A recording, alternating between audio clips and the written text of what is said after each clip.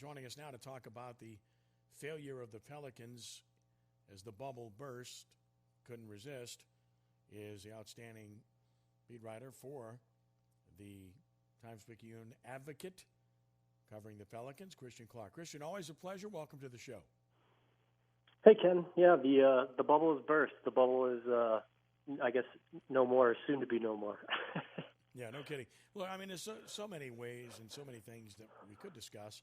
You know, the bottom line was they didn't play well. I mean, the only you can make the argument they played well enough against Memphis.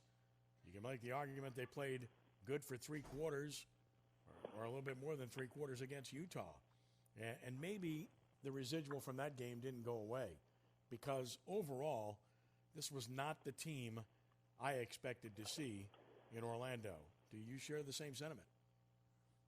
I mean, yeah, absolutely. It's just really disappointing, you know, after the team you cover or root for or whatever is in a game where its back is against the wall and it just doesn't try very hard. I mean, there's unfortunately not, you know, a lot to add to that. I mean, I thought in 3 of the 6 games you didn't see, you know, the heart or the effort or the will that you would have liked to see. I mean, half of the games, I mean, if you would have told me, you know, a couple of days before this thing started that they'd be completely eliminated with 2 games to go, I definitely wouldn't have believed you. What's interesting is that my take going in was that they would be a very hungry team and they would perform well. After all, they'd won 21 of 34 before the break. They were playing better. Lonzo Ball was playing maybe at the best level he's played in the NBA. Zion was obviously doing his thing and scoring. Ingram was an all-star. Holiday was doing his thing. Josh Hart, the Energizer Bunny. I could go on. And yet, watching what happened in Orlando, I think the thing you said that struck everybody was the effort. When you're hearing after the game, when the coach and the players are questioning their own spirit and effort more than anything else, that bothers me. You can put up with missed shots. You can put up with a lot of things, but the one thing you can't tolerate is not giving it all, not putting it all on the floor. That, to me, was the most telling thing about what's transpired at this point. I think you're absolutely right. I mean, in that game against San Antonio yesterday, you know, the oldest guy in the team, the one with the least to prove, J.J. Redick, I felt was, you know, one of the few players on the roster who played hard for 48 minutes. I mean, I think, you know, really the only other guy you could lump in there was maybe, you know, Josh Hart, but the list isn't very long. I mean, I thought, you know, starting backcourt was frankly just terrible. I mean, I think Lonzo and Drew combined to go 4 of 22. It was a really disappointing end for those guys. So, yeah, it was just a huge bummer. And, you know, J.J. Redick was kind of brought in, you know, because of his three-point shot, obviously. I mean, he's still got game, don't get me wrong, but I think he was brought in to try to, you know, instill good habits and just kind of competitive spirit across the roster. And I think he really tried this year and still kind of came up short. And I think just the young guys have a lot to learn as far as just competing goes. Visiting with Christian Clark of the Advocate in Times-Picayune, talking about the New Orleans Pelicans. And again, I guess you could look at the veterans. Ejuan Moore didn't play a lot, but he always gives you what he's got. You mentioned Redick, who was probably their best overall player in Orlando to this point.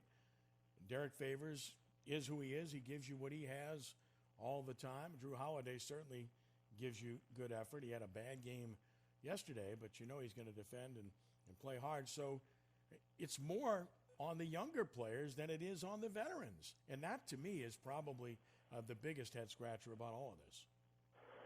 Yeah, and, you know, I think a lot of just the unexpected poor play from this team in the bubble. I mean, I look at that stretch that, you know, Zion unfortunately had to leave to deal with the personal family medical matter and then quarantine. I mean, he essentially couldn't play basketball for 13 days. You know, of course, if you've got a family thing going on, that's more important than basketball. I'm not saying that at all. But, you know, a lot of the talk and the buzz was that Zion used this break to get in killer shape, and that was the case by all accounts. And then he comes back from, you know, those 13 days, and to me, I mean, I thought he just looked a lot heavier, and I just don't know, like, the weight he was trying to play at, I mean, I don't even know if like he's capable of giving maximum effort on both ends. I mean, if you just look at what he looked like at Duke compared to what he was like in the bubble, it looks like two different guys to me. I mean, of course, he's still a dynamic offensive player, but like I don't know if he could give the type of effort he needs to give on defense, even if he wanted to right now.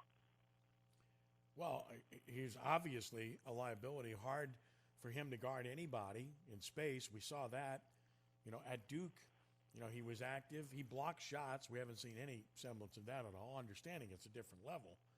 And he's rebounded decently in Orlando, but he's not been a prolific rebounder with the Pelicans this year. Of course, he's still got a great future, and he's a terrific young man. But I think a lot of people right now are questioning, is he simply carrying too much weight, in particular since he's only 21 years old?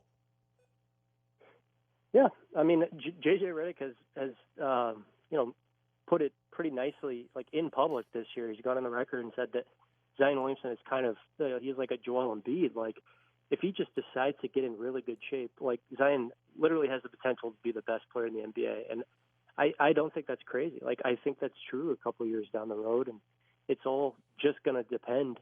You've seen obviously like LeBron has been in killer shape for like more than a decade. Like Giannis Antetokounmpo, it doesn't feel like he could get that much more out of the incredible package that he had. He's milking everything that he's got.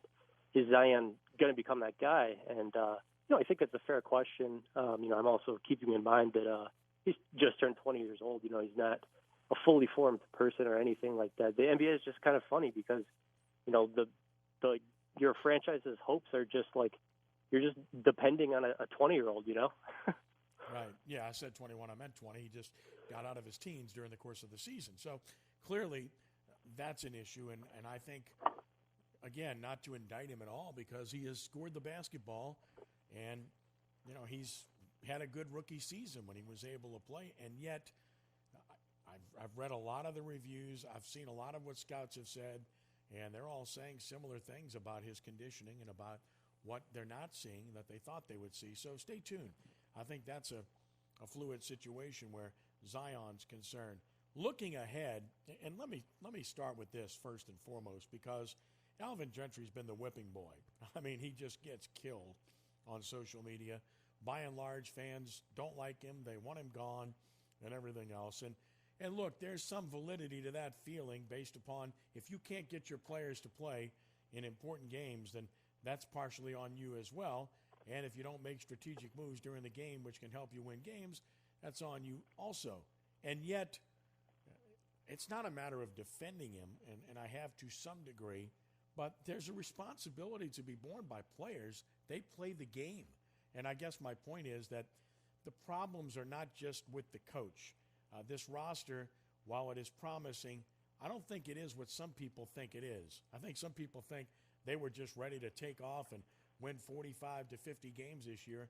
And even with a healthy Zion, that really wasn't the case, was it? No, I think that's a really valid point. I mean, I think, the head coaching position is obviously something they're going to take a hard look at whenever play stops. But I absolutely agree with you. I mean, the players share some of this responsibility as well. I mean, yes, it's the job of a coach to be a motivator, but some of that has to fall on the players when, you have 6 really important games and in half of them you just look kind of flat.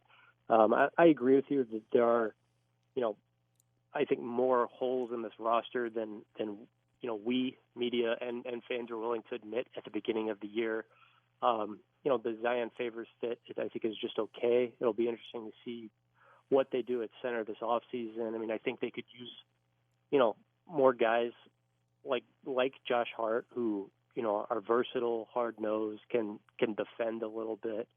Yeah, I mean, I think there are a lot of questions just beyond head coach. There's no doubt in my mind. I mean, even if you have a new head coach in there and you're running it back with the same roster, I'm not, thinking like, oh, playoffs is automatic by any means.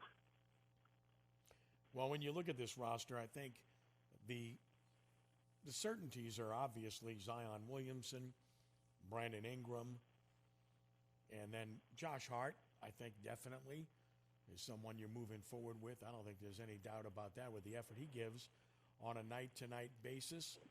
And then you got some real questions. Frank Jackson gives you some good nights and some maybe not as good, but he's a young player. Then you got Nikhil, who didn't get much playing time, but, where does he fit in? Could he possibly be your point guard? And if that's the case, what do you make of Lonzo Ball, who, for lack of a better word, has been awful in Orlando? And the numbers belie that. The numbers are real. In some cases, numbers can tell a lie, but the numbers in Orlando are real. He's 26% from the field, 19% from three-point range, 43% from the free throw line, 17 turnovers, and averaging just 5.6 points per game. He kind of apologized for his play today, and yet Ball's perplexing because the Lakers obviously didn't see him as a long-term answer. He started off slowly with the Pelicans, but that was largely due to the fact that he wasn't healthy. When he got healthy, he was playing very well prior to the break taking place, but this is not at all what anyone envisioned because it all starts with him, and therefore he remains a question mark in my mind. And as for Derek Favors, great guy, solid guy, but he was a backup in Utah. He'd be a good backup here, I think, but you need somebody that can provide rim protection, somebody that might be able to get you some cheap baskets as well, and they don't have that right now. Yeah, Lonzo Ball is such, an interesting case. I mean, he was just kind of two different guys at various points this year. I mean, the first 2 months of the season, he really, really struggled. He looked like the guy we saw in the bubble, and the Pelicans stunk at the beginning of the year, and there are more reasons than just him, of course. Derek Favors was in and out of the lineup. Zion wasn't there. The Lonzo Ball we saw from late December to mid-March was a good, productive player. So I just think the question is, what are you getting for 82 games next year? I don't really know. The biggest on-court thing I see from him is, can he be more willing to drive the ball, get inside, finish inside, get to the free throw line? He hardly ever gets to the free throw line. He doesn't really make free throws when he gets there. And if you're just looking at his contract situation, he just wrapped up his third year in the league. He's eligible for an extension this offseason. I can't imagine the Pelicans are chomping at the bit to give him a big old extension. So it'll be really interesting to see how that plays out if they say, hey, let's wait and see, prove it next year. And then, you would then enter a situation like Brandon Ingram is in now, where he's restricted free agent. Yep, and then, of course, Drew Holiday. And everybody knows he's a pro's pro. He's a solid player. He's never going to be a great player. We know that. But he's a solid player. He's an excellent defender. Can finish at the rim with either hand. Decent shooter. And, has accepted the two-guard role by and large. And yet, he is a huge ticket item. Is that something they would entertain now? They didn't entertain trading him at the deadline previously. Would they now look at trading him because he still has very good value on the open market? That might be able to get you the kind of rim protection you're looking for. Yeah, I think it would take a really favorable deal for the Pelicans. I think it would, take quite a bit. I think really the only untouchable guys on this roster is Zion and probably Brandon Ingram at this point. And that's just kind of how it goes with every NBA team, I think. I mean, you've got, your one or two guys, and then it's not personal. It's just everybody else. If you got an offer that blew you away, that's something that you'd have to look at. If I had to just bet on it right now, I would say I think Drew is probably back. I know at the trade deadline this year, he was telling people I want to be here in New Orleans. I like what we have finally. So I know that he wants to be here. I don't think that has changed since. So that's really positive that Drew believes in the direction this thing is going. I guess the two biggest questions would be Frank Jackson, who they obviously like, and Nickeil Alexander-Walker and what his ceiling is, because if you really like Alexander Walker, could he be their lead guard in due time? And how do you think they view him? Yeah, I think, they're so optimistic about him. I wouldn't, bank on him being a starter or anything like that next year. Whenever I watch him this year, he played a lot different than he did in college to me. he was a little more erratic, and maybe that's just part of like leveling up and playing in the NBA. So I think that'll be really interesting. They're also probably going to have Didi Louzada. They took him, I think, 35th overall last year. He's probably going to be coming over. He's from Brazil. He played a year in the Australian Professional League. So I think he's probably going to be another guy who will be competing for minutes in the backcourt as well. Yeah, he's a guy that's intriguing. Of course, it's an adjustment in the NBA, which we've seen with Melli this year. Sometimes Melli looks good. Sometimes he looks lost out there. One of the things that people comment on Melli frequently is the fact that when he gets the open look, he oftentimes doesn't shoot it. he'll hesitate or he'll look to pass the basketball, and he was largely brought in to make that shot and stretch the floor. Yeah, I mean, that was probably the thing that Alvin Gentry said most consistently about Melli this season. He just Melli's got a conscience, and I think when part of being a really good shooter is you just can't be conscious if you miss two in a row. It's whatever. So I think that was definitely a struggle for him. I don't know. I mean, I get accused of being in the bag for Melli, but I still think he's like a useful bench player. I mean, I'm not saying start him at center and play him 32 minutes, but I still kind of like him as like your eighth or ninth guy. I think he's a pretty smart player. But yeah, I mean, it doesn't matter how heady you are if you're him and you're just not going to take 3-point shots. That's kind of, I guess, what it comes down to. And then Jackson Hayes, he's aside from having to mature physically, he's got a long way to go in terms of understanding the nuances of the game as well. And it sounds like a criticism, but the fact of the matter is he's intriguing because he's so athletic. I mean, he's a big guy that can run the floor. He can block shots or affect shots. He needs to get bigger, but he also needs to get smarter in terms of the game itself. Yeah, I mean, he's a kid. And, I don't say that as like a criticism. It's just, he's 20 years old. He's a guy like Zion, I think, has been on the public eye so much, since the time he was like 16 years old that like he kind of understands like the game a little bit. Like Jackson Hayes is kind of new to this. And, I just think of myself when I was 20 years old, what I was like. I don't know how I would have fared if like I had a lot of pressure and was making a ton of money. So yeah, he just needs to mature. I think he's got so much talent. I mean, I could see him down the road, developing a handle. I mean, I could see him doing a lot of things, but if we're just looking at right now, I mean, he doesn't really understand even like where to be on the floor on defense, and he doesn't understand positioning. He can't really get a defensive rebound consistently for you. So there's still just basics, and he's just still learning how to play the game, really. No doubt. Then you look at about 2 or 3 minutes left with Christian Clark. You look at the bubble and what remains right now in the Western Conference to be decided with those playoff spots. Phoenix wins again today. Remarkable story, the way the Suns are playing for Monty Williams right now, and they just won't go away. Memphis suddenly is no lock.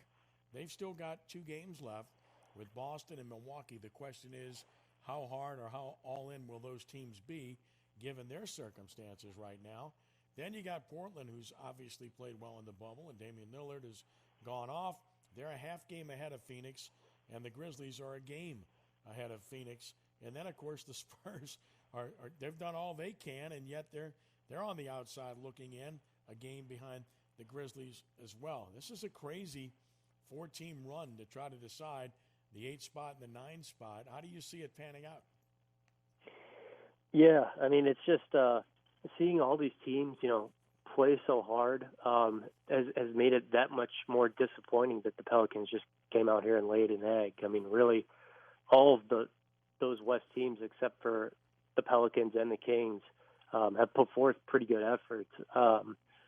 I think it's going to come down to Memphis and Phoenix. I mean, I guess that's just my guess. I mean, Phoenix has been a blast to watch in the bubble. I feel for Memphis, with Jaren Jackson Jr. getting hurt like that. But this has been really entertaining. I mean, to me, this has been a reminder.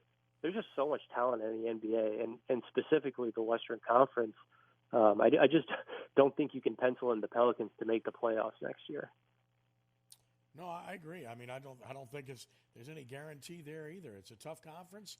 You've got to get better, and I think their roster has to get better. And again, I am not absolving the coach at all. I think he bears strong responsibility, and I think there's a real chance he might not be the coach next year. But I would also say it again, for all those that simply want to put this completely at the feet of the head coach, you better think again, because players have a lot to do with this. And here's the reality of the situation.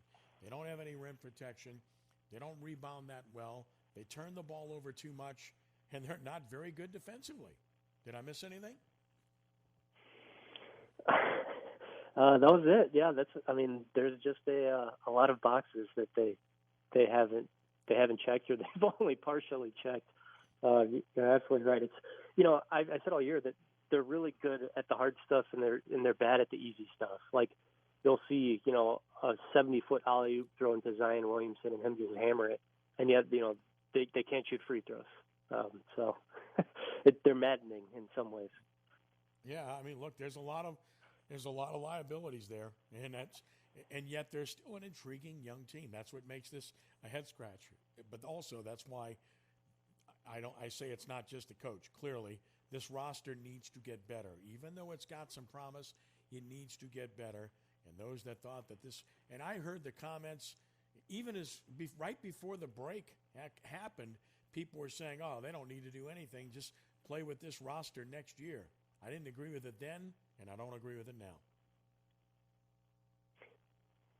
Yep, I think it's absolutely valid. I mean, you're going to have to take a hard look, pretty much 1 through 15, and I think challenge your young superstar too. Like a lot of this really depends on you coming back in killer shape next year. So let's see it. He is Christian Clark. He does an outstanding job of covering the New Orleans Pelicans for The Advocate, Times-Picayune, and we encourage you to read his fine work there and go to Twitter and follow him at @CClark3000. Christian, listen, thank you, and I guess we'll get a chance to watch some other guys play here in these final 2 games. Hey, Ken, thank you so much. You got it, buddy. Thank you, Christian Clark.